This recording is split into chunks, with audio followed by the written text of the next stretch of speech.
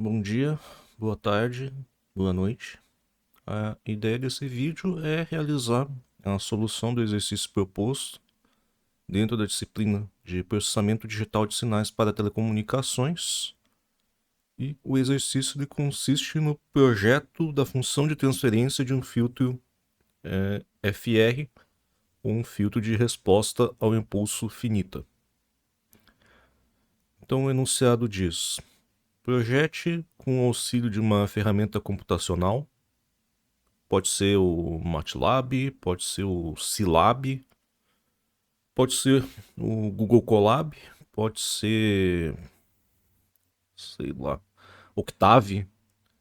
Bom, você pode escolher uma série de ferramentas que vão te auxiliar no projeto dessa função de transferência.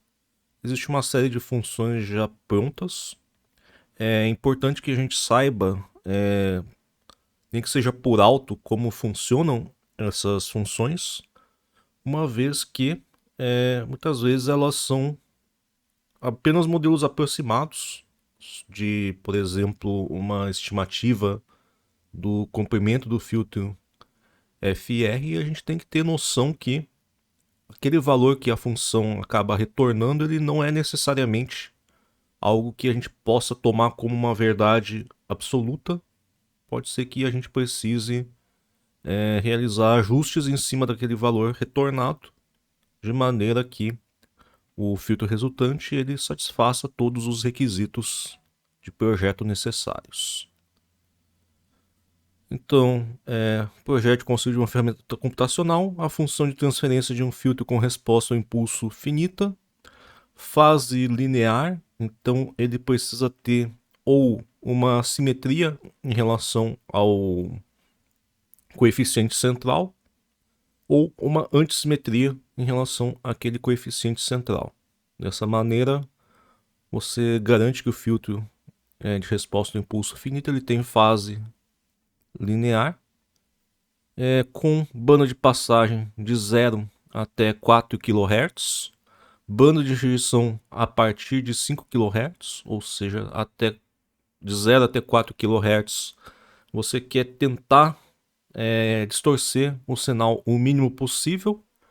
A partir de 5 kHz você quer aniquilar o sinal, se possível, dentro dessa banda que começa de 5 kHz e iria até a frequência de Nyquist. Bom, Ripple na banda de passagem de 0,1 decibels, ou seja, você admite variações na resposta em magnitude do filtro, desde que essas oscilações elas não excedam um valor máximo de 0,1 dB dentro da banda de passagem, e dentro da banda de rejeição você quer que a rejeição mínima seja de 60 dB. Se você conseguir fazer mais do que isso, não tem problema, mas menos seria um problema dentro do projeto. O sistema opera uma taxa de amostragem de 44,1 kHz, portanto, a taxa de Nyquist vai ser 22,05 kHz. Opcionalmente, caso considere necessário, utilize um passo a passo aqui a seguir. Utilize a fórmula de Kaiser. Vocês podem encontrar a fórmula de Kaiser dentro dos slides que foram passados para obter uma estimativa inicial da ordem. Então ela vai te dar um N, que na verdade é somente uma estimativa razoável de quanto seria a ordem de um filtro FR capaz de satisfazer uma série de requisitos de seleção e frequência. Mas, de qualquer forma, você tem que ter em mente que isso é apenas uma estimativa razoável. Você não pode tomar aquele valor retornado pela fórmula de Kaiser como uma verdade absoluta. Parte B determine a resposta ao impulso do filtro ideal que atende a esses requisitos, ou seja, você conhecido, por exemplo, a banda de passagem, banda de rejeição, você pode projetar um filtro ideal que atende a esses requisitos. Ele vai ter duas desvantagens. Primeiro, que no fundo ele vai ter infinitos coeficientes, então seria na verdade, um filtro de resposta ao impulso infinita. E o outro problema é que esses coeficientes eles vão ir de menos infinito até mais infinito. Se o filtro ele tem resposta diferente de zero para valores da variável independente negativa, esse filtro necessariamente ele é não causal.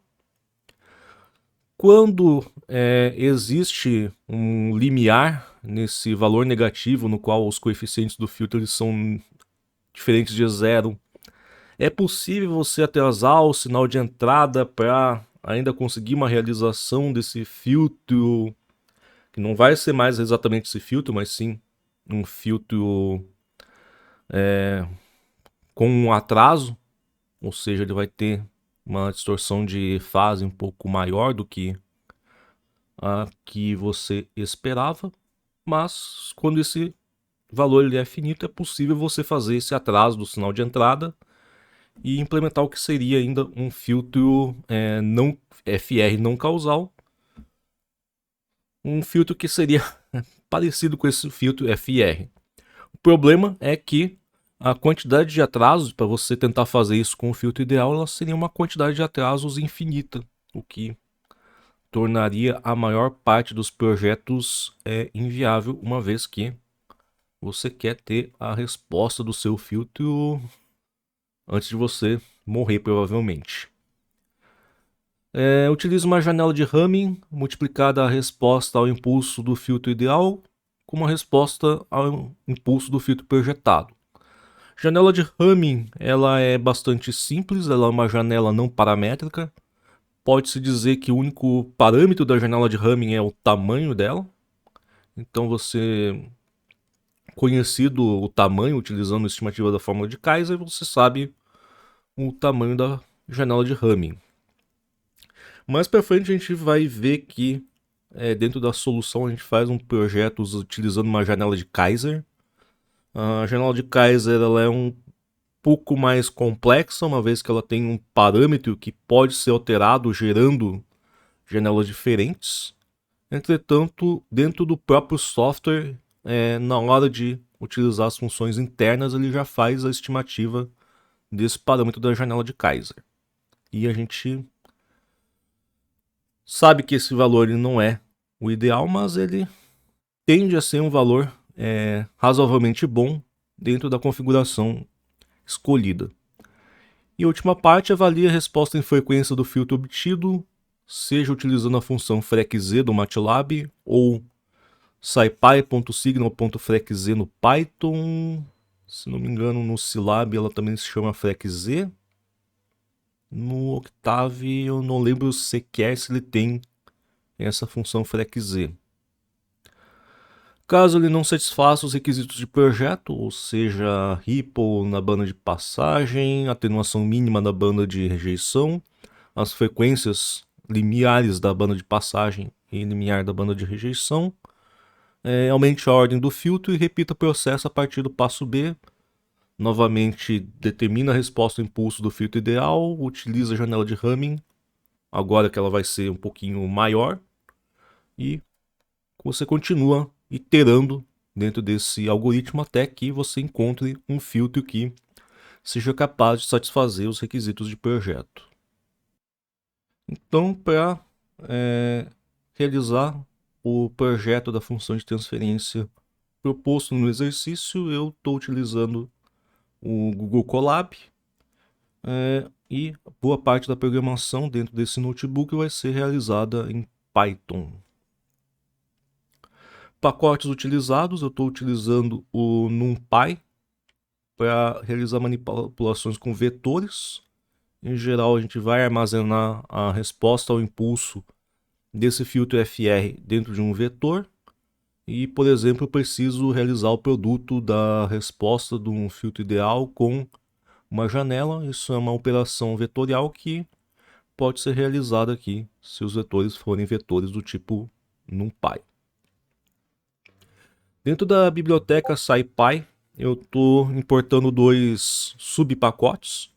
O primeiro é o Signal, onde eu tenho a função FREQ-Z, que está sendo utilizada para avaliar a resposta ao impulso do filtro obtido. que a gente vai utilizar para verificar se o filtro projetado está satisfazendo os requisitos de projeto. E o segundo subpacote aqui dentro do SciPy é o Special. Eu precisei importar ele por causa da função sync. Caso vocês recordem, a resposta ao impulso de um filtro ideal ela é baseada em uma função seno amortecido ou sync. Além disso, eu estou utilizando o Matplotlib para plotar os gráficos, seja da resposta ao impulso, seja da resposta em frequência, para eu verificar se o filtro satisfaz os requisitos de projeto. E eu estou utilizando aqui o do IPython.display import áudio, simplesmente porque eu estou produzindo um sinal de saída no final do experimento para verificar se o filtro está cumprindo o que ele se propõe, ou seja, ser um filtro do tipo passa baixo. Aqui são parâmetros do problema que eu estou extraindo aqui, limite superior da frequência de passagem, limite inferior da banda de rejeição, a frequência de amostragem, o ripple máximo admissível na banda de passagem e a atenuação mínima na banda de rejeição. Antes de partir para o uso das funções, você precisa dar uma olhada dentro da documentação e muitas vezes o que você precisa passar para a função não são esses parâmetros, por exemplo, ripple admissível na banda de passagem, não necessariamente esse ripple vai estar em escala decibel, pode estar em escala linear. Então, para realizar essa transformação dos ripples para a escala linear, eu estou utilizando as seguintes fórmulas. Basicamente, você tem aquela transformação de escala linear para escala decibel, que é 20 logaritmo na base 10 de valor absoluto de alguma grandeza. E aqui, basicamente, você está fazendo aqui a operação inversa, por exemplo, para o ΔR. Para o ΔP, na verdade, ela é a diferença entre duas grandezas aqui em escala decibel, sendo que a resposta em frequência esperada na banda de passagem seria de 0 decibels, que equivale a esse valor 1 aqui, e você tem então aqui a diferença entre o 1 e o αp passado novamente para uma escala linear. Além disso, você tem uma transformação das frequências em frequências normalizadas. Por exemplo, essa banda de passagem em 4 kHz. Quando a gente trabalhar no sistema discreto, essa frequência ela precisa ser dividida por fs para a gente saber a frequência discreta desse sinal, ou a frequência do sinal discreto, que seria equivalente a esse 4 kHz. E com isso a gente tem essas duas transformações aqui, ωp igual a 2π fp por fs e ωr igual a 2π fr por fs. E aqui o código que realiza essas duas transformações, tanto os deltas em escala linear quanto os ômegas em frequências normalizadas. O algoritmo aqui proposto, ele propõe aqui, utiliza a fórmula de Kaiser para obter uma estimativa inicial da ordem. Não necessariamente você precisa utilizar a fórmula de Kaiser. A fórmula de Kaiser simplesmente ela é a fórmula mais simples que você pode utilizar. Ela está replicada aqui dentro do notebook. E note que eu estou utilizando aqui que isso aqui é somente uma aproximação. A gente não pode tomar esse valor do N aqui como uma verdade absoluta, que um filtro com esse comprimento ele seria capaz de cumprir os requisitos de projeto. Esse exercício aqui ele é um exemplo cabal de que isso não é verdade. Mas utilizando aqui a fórmula de Kaiser, poderia até ter feito aqui uma função. Mas segundo a fórmula de Kaiser, a estimativa de número de coeficientes do filtro FIR necessário para realizar esse projeto da função de transferência ele seria de 110 coeficientes. Ao final do exercício a gente vai ver que essa estimativa ela é razoável ou ela é péssima, dependendo do ponto de vista.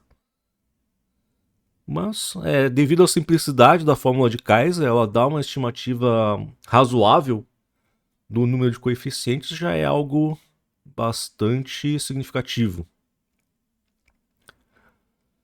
Como eu comentei, a fórmula de Kaiser não é a única possível estimativa que você pode utilizar para determinar o número de coeficientes. Existe, por exemplo, a fórmula de Bélanger, que ela você pode considerar que ela é mais simples ou mais complexa do que a fórmula de Kaiser. Depende muito do ponto de vista. E utilizando essa estimativa segundo a fórmula de Bélanger, o número de coeficientes necessários seria de 115. Também estaria mais ou menos próximo ali da estimativa da fórmula de Kaiser. E ao final do exercício a gente vai ver que essa estimativa ela é razoável ou péssima, dependendo do ponto de vista. Dentro dos slides da disciplina, vocês viram que existia uma outra maneira de você estimar o número de coeficientes, que era a chamada fórmula de Hermann. E ela é bem mais difícil de ser interpretada, entretanto ela costuma dar resultados mais precisos do que a fórmula de Bélanger ou a fórmula de Kaiser. Então ela tem uma série de números mágicos aqui que precisam ser aplicados.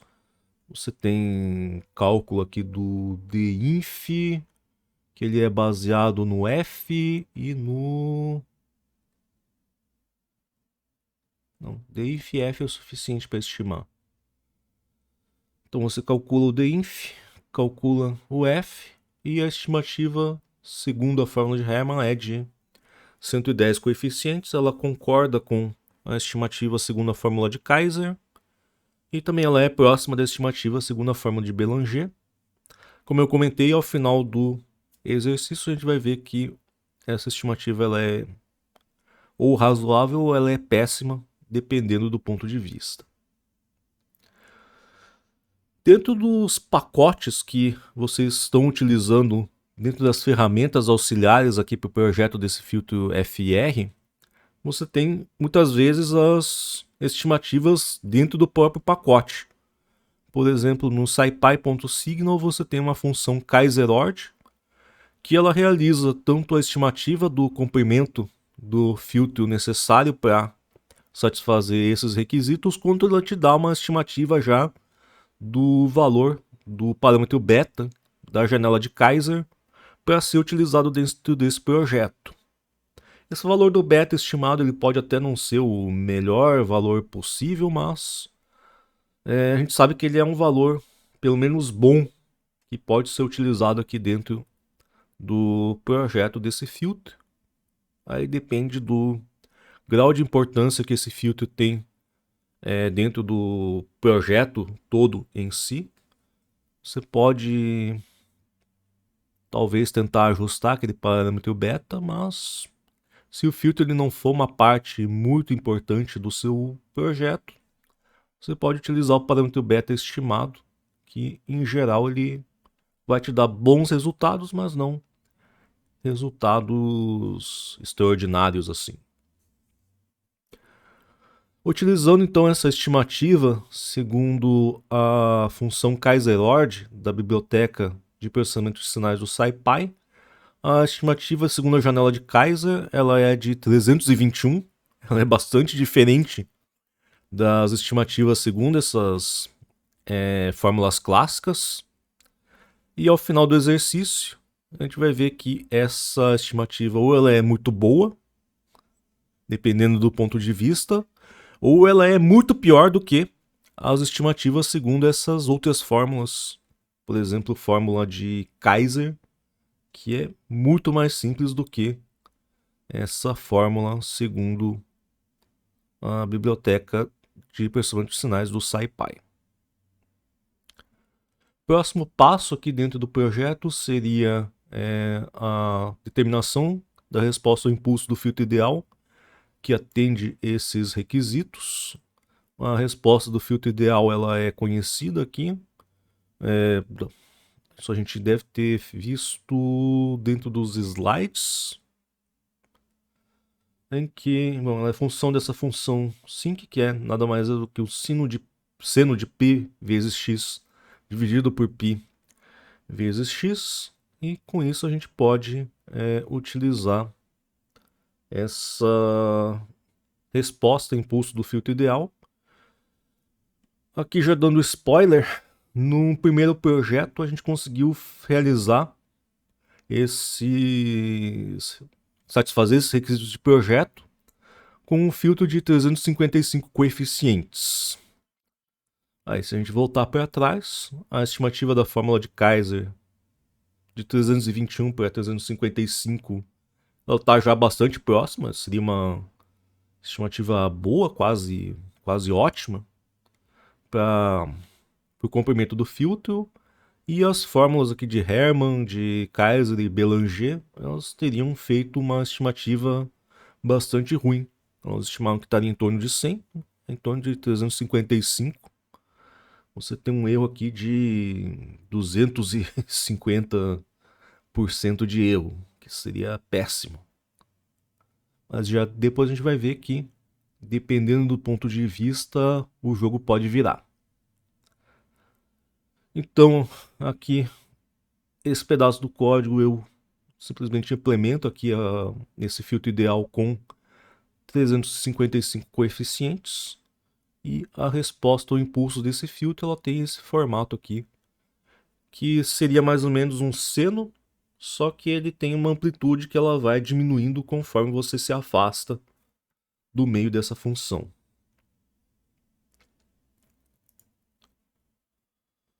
Utilizando então uma janela de Hamming, que é o proposto aqui dentro do pseudo-algoritmo aqui da solução desse exercício,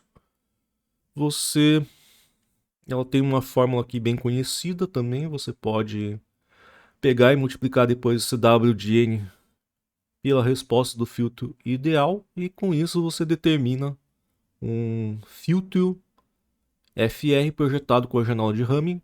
A gente observa que esse filtro ele é simétrico em relação ao seu coeficiente central, então aquele requisito de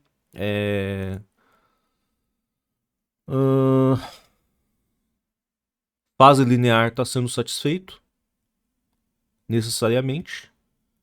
E quando a gente vai observar então a resposta em frequência, a gente utiliza a função FREC-Z do pacote de processamento de sinais, mostra essa resposta em escala decibel, que é mais fácil de ser verificado em relação aos requisitos de projeto. E aqui, só para simplificar, eu desenhei aqui uns retângulos cinzas aqui para limitar mais ou menos as áreas no qual a resposta ao impulso ela não pode estar passando por esses retângulos cinzas, de maneira a satisfazer os requisitos de projeto.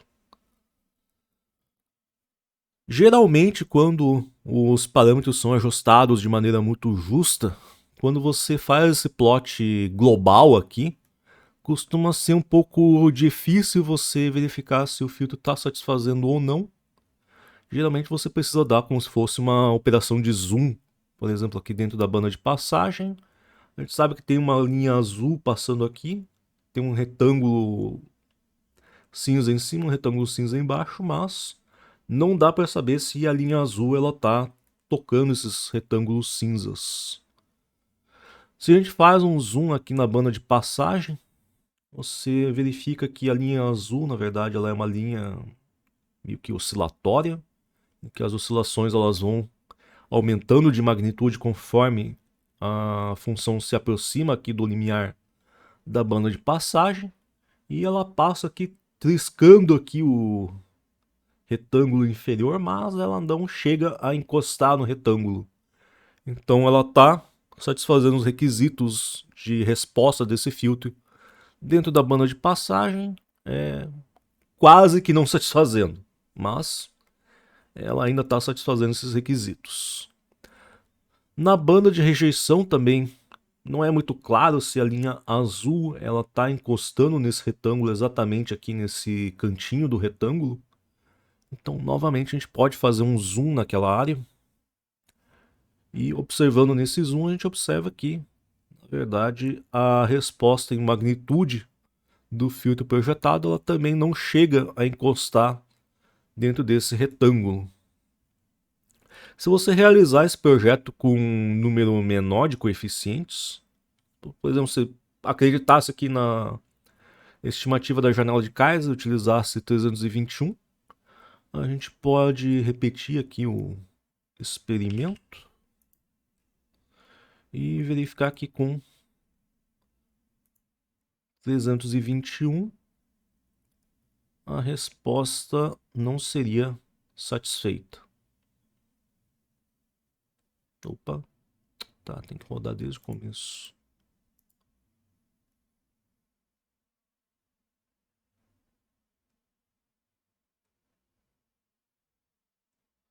Então aqui com 321 a gente observa que dentro da banda de rejeição você tem um pouquinho aqui de resposta em frequência que não está satisfazendo aqueles requisitos de projeto. Isso seria como exemplo, caso você estivesse seguindo esse algoritmo aqui, tivesse utilizado a função Kaiser-Ord, você cairia aqui, avalie a resposta em frequência do filtro obtido com a função FREQ-Z. Caso ele não satisfaça os requisitos de projeto, como foi o caso, aumente a ordem do filtro e repita o processo a partir do passo B. Então, por exemplo, você tinha começado o projeto com 321, você poderia tentar 340. Ou se você for bem paciente, 322. Mas com 355 a gente viu que o projeto ele acaba sendo suficiente para satisfazer esses requisitos.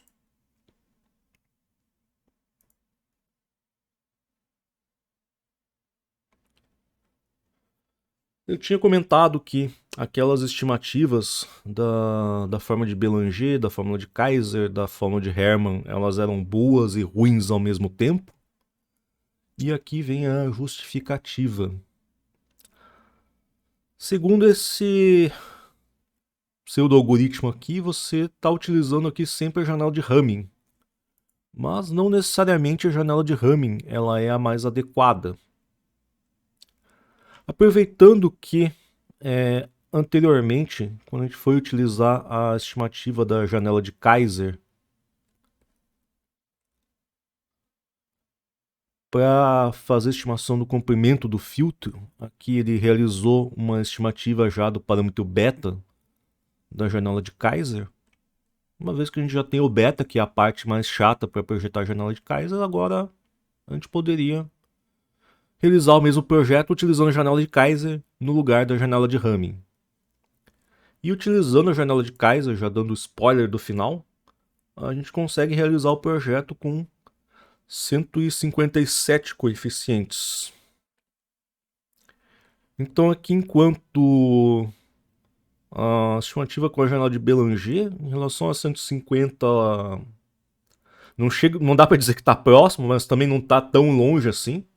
Você tem pelo menos uma estimativa da ordem de grandeza, aqui de 100 a 200. A fórmula de Bélanger, a fórmula de Kaiser e a fórmula de Hermann, elas seriam muito mais úteis do que, por exemplo, uma estimativa segundo, curiosamente, a própria função que estimou o parâmetro desse beta, que estaria 321. Para você ir diminuindo até os 150, você teria muito mais trabalho para chegar até lá. Então, dependendo da janela que você está utilizando, aquelas estimativas, já que elas são realizadas sem saber qual que é a janela que você está utilizando no filtro, elas podem ficar melhores ou piores. E ainda a gente tem que levar em conta que a janela de Kaiser ela pode não ser a melhor janela para realizar esse projeto em específico.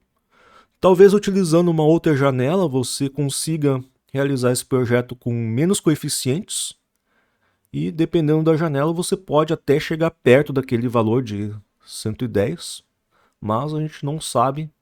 A gente teria que testar todas as janelas existentes e existem uma infinidade de janelas que você pode utilizar e você pode inventar novas janelas para serem utilizadas nesse projeto. Então Isso se torna um trabalho hercúleo e provavelmente desnecessário.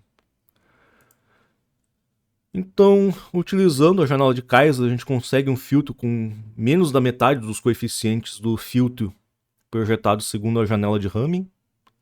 Novamente, a gente realiza aqui a resposta do filtro ideal, multiplica a resposta desse filtro ideal com 157 coeficientes pela janela de Kaiser, aliás, e o filtro resultante ele seria este daqui. Novamente a gente observa que ele tem simetria em relação ao coeficiente central, portanto esse filtro ele tem uma característica de fase linear. E se a gente observar a resposta em frequência, novamente quando ela está muito próxima de... Quando o seu n ele é muito próximo do valor mínimo, é difícil você verificar se o filtro está cumprindo os requisitos se você simplesmente tiver esse gráfico global aqui. Fazendo um zoom então somente na parte da banda de passagem, a gente vê que ele está triscando aqui o retângulo inferior, mas ele não chega a encostar. Então ele está satisfazendo os requisitos dentro da banda de passagem de maneira quase temerária, mas está satisfazendo. E quanto aos requisitos aqui dentro da banda de rejeição, a gente pode fazer o mesmo processo de zoom, só que aqui nesse cantinho do retângulo. E a gente observa que o filtro ele não chega a encostar nesse retângulo, mas mesmo assim ele está bastante próximo. Mas ainda assim ele está satisfazendo os requisitos dentro da banda de rejeição.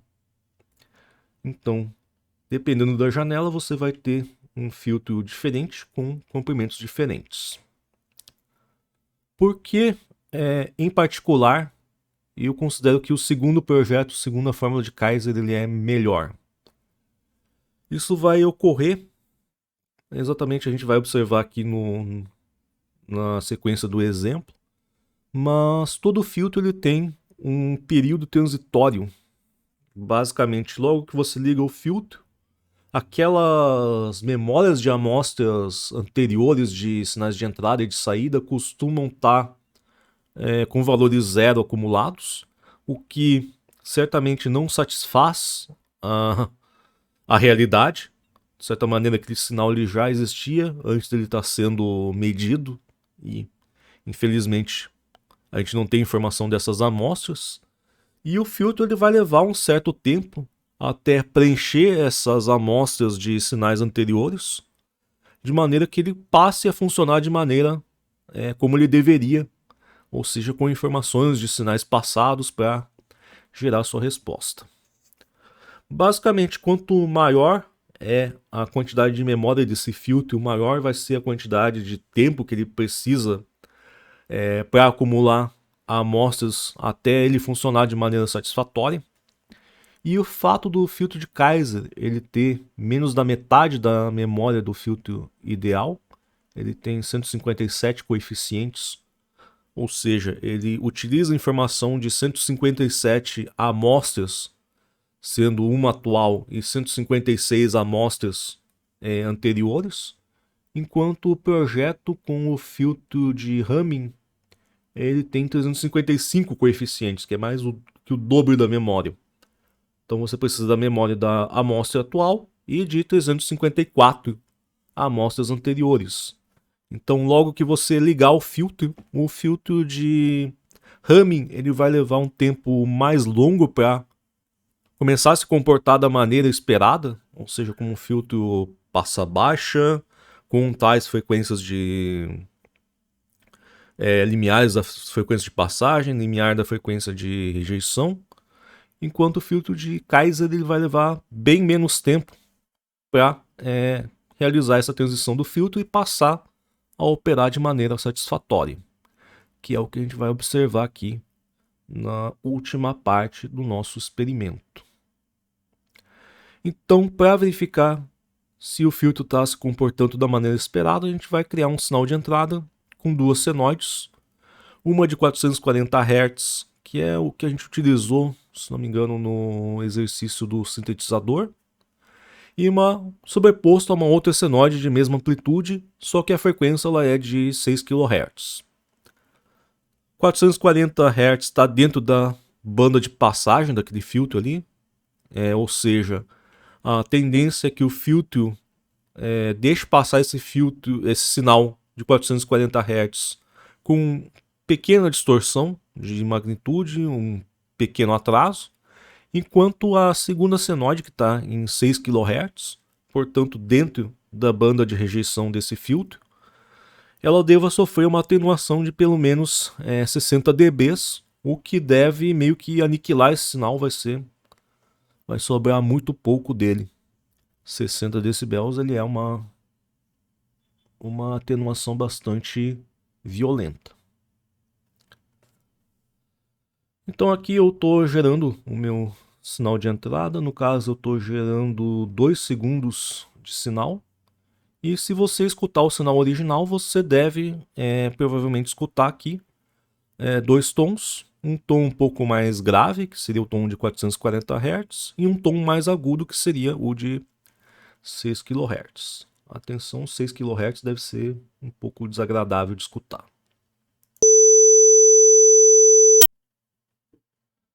Então, após a passagem do primeiro filtro, projetado com janela de Hamming, que ele tem 355 coeficientes, o sinal resultante, a gente vai escutar aqui, a gente vai ver que essa imperfeição aqui no início do filtro, ela acaba não fazendo muita diferença no áudio aqui.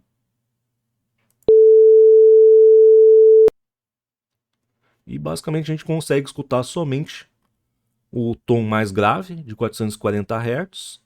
Entretanto, aqui a gente está pegando só as primeiras amostras da resposta desse filtro. A gente observa que no começo a saída do filtro ela não está bem uma senoide, ela está uma coisa meio com os restos aqui do sinal de entrada de alta frequência. E isso é exatamente aquele efeito que eu comentei do transitório do filtro. Ele precisa acumular amostras de sinal de entrada de maneira que, após um certo ponto, ele consiga se comportar da maneira a qual ele foi projetado.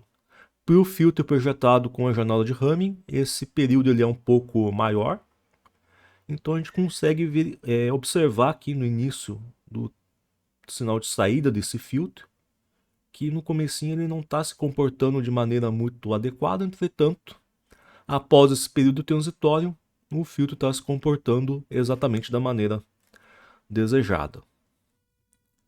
A gente acabou projetando 2 filtros, então a gente vai testar o outro filtro, que é o filtro projetado segundo a janela de Kaiser.